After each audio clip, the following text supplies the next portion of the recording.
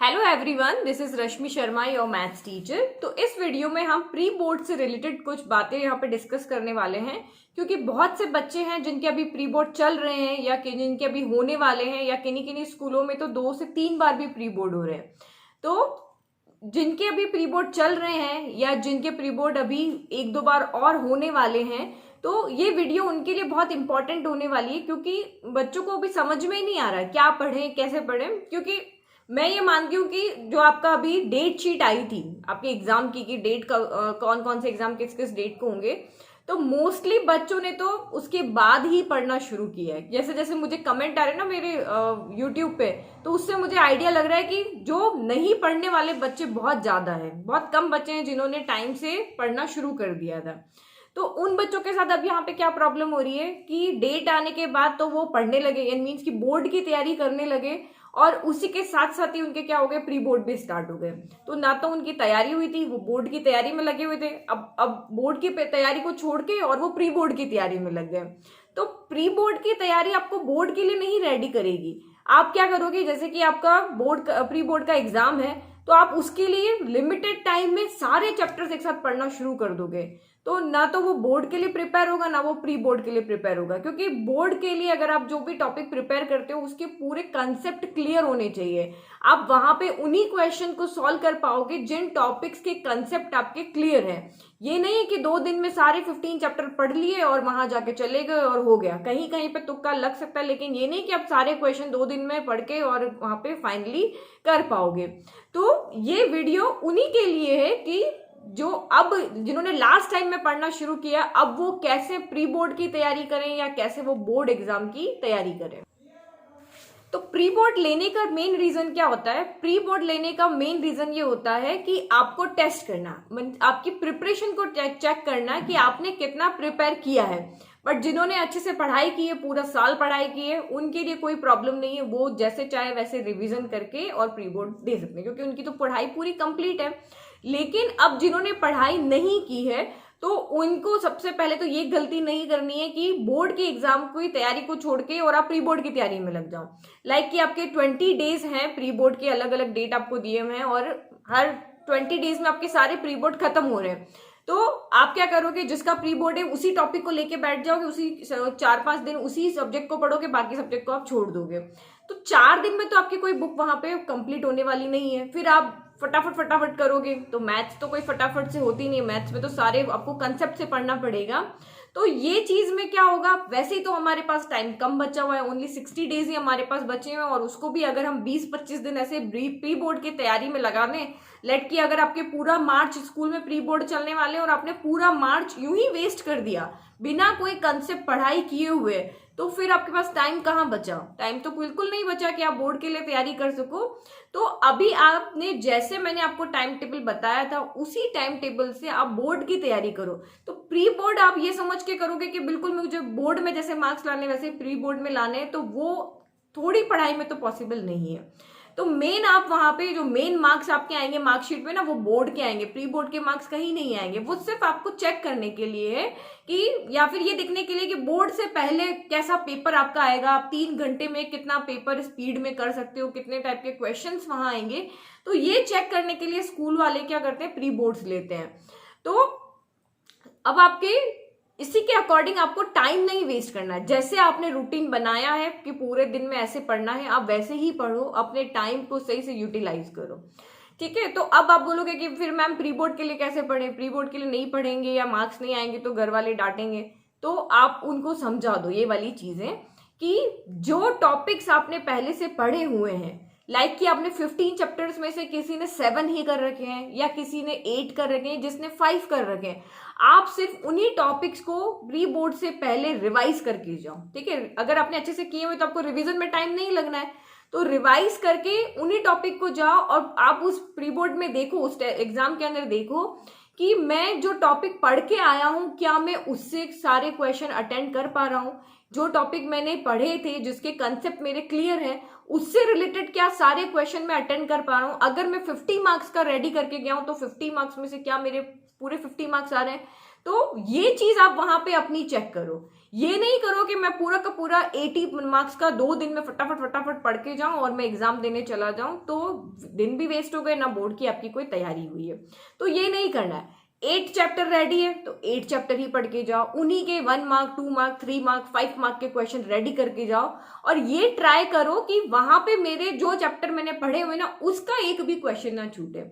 तो अपने आप को ये एनालिसिस करो कि अगर ये 8 चैप्टर मेरे या 5 चैप्टर मेरे अगर 50 मार्क्स का स्कोर रखते हैं बोर्ड के लिए, तो उन 50 मार्क्स में से मैं कितने मार्क्स लेकर आया हूं। तो ये आपको वहां पे चेक करना है, ये आपको अपना एनालिसिस करना है कि जो किया हुआ काम है उसमें से मैं कितना स्कोर करके लेकर आ रहा हूं। तो पेरेंट्स को समझाना कोई बड़ी बात नहीं है। आप उनको अगर अच्छे से अपनी बात सामने रखोगे ना तो वो आपकी बात अच्छे से समझेंगे कि मैं इतने ही चैप्टर रेडी करके गया था और इतने चैप्टर में से मैं इतने मार्क्स लेकर आया, तो वो चीज उनको भी समझ में आएगी। ठीक है, तो ये चीज तो यहाँ पे सॉल्व हो गई। पढ़ना कैसे है तो वो मैंने आपको पहले ही बता दिया, कैसे चैप्टर्स में कैसे आपको रिवीजन करना है, कैसे रिवाइज करना है, अपने टॉपिक्स, अपने जो भी आपका मटेरियल है वो सारा आपके पास पहले से रेडी होना चाहिए। तो बीइंग अ टीचर मैं आपको समझा रही हूं कि आपको बोर्ड की तैयारी को होल्ड करके और प्री बोर्ड पे नहीं लगना है। जो आपका टाइम है पढ़ने के लिए, बोर्ड के लिए, आपको उसी में लगाना है। जितने चैप्टर किए हैं उन्हीं को अच्छे से आपको रिवाइज करके जाना है। अगर आप इस लॉजिक पे चलोगे ना, इसी की तरह से अपने प्री बोर्ड की तैयारी करोगे या अपने बोर्ड की तैयारी को वहां पे होल्ड नहीं रखोगे, तो आप देखना आपके बोर्ड में बहुत अच्छे मार्क्स आएंगे। चाहे आपने पहले से पढ़ाई की भी नहीं है, फिर भी आप जो अपने बोर्ड की प्रिपरेशन को कंटिन्यू रखोगे तो आप बहुत अच्छा एग्जाम में, फाइनल एग्जाम में बहुत अच्छा स्कोर करोगे। ओके, तो जो चैप्टर्स आपने किए हुए हैं, किसी भी सब्जेक्ट की बात करें, चाहे साइंस करो या चाहे मैथ्स करो, चाहे एसएसटी करो, हिंदी करो, इंग्लिश करो, सब में आपको यही लॉजिक लगाना है कि आपने जितने भी चैप्टर्स पहले से रेडी कर रखे हैं सिर्फ उनको ही रिवाइज करके जाना है। अदरवाइज आप क्या करने लगे थे, आप तो बस 2 दिन में सारे चैप्टर्स फटाफट फटाफट पढ़ के बिना कंसेप्ट के पढ़े और स्कूल में एग्जाम देने के लिए चले गए। तो वो कोई आपको वहां पे हेल्प नहीं करना है, 2 दिन भी और वेस्ट हो जाने हैं।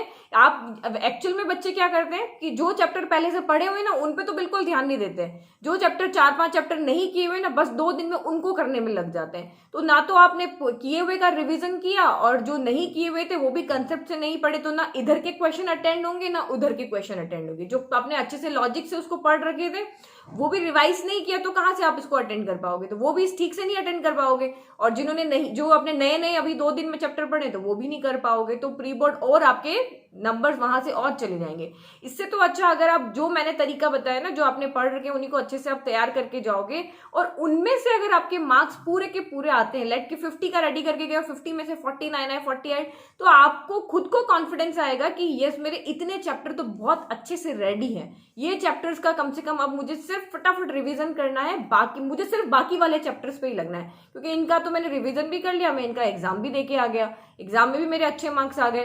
तो आपके माइंड में ये चीज क्लियर हो जाएगी कि ये पूरे रेडी हैं। अब जब नेक्स्ट और प्री बोर्ड होना है, क्योंकि 2-2 3-3 प्री बोर्ड हो रहे हैं, तो नेक्स्ट प्री बोर्ड में मैं अब इसमें 2 चैप्टर और ऐड कर दूंगा। मैंने 8 चैप्टर का एग्जाम दिया था, अभी मैं 10 चैप्टर्स का एग्जाम दूंगा।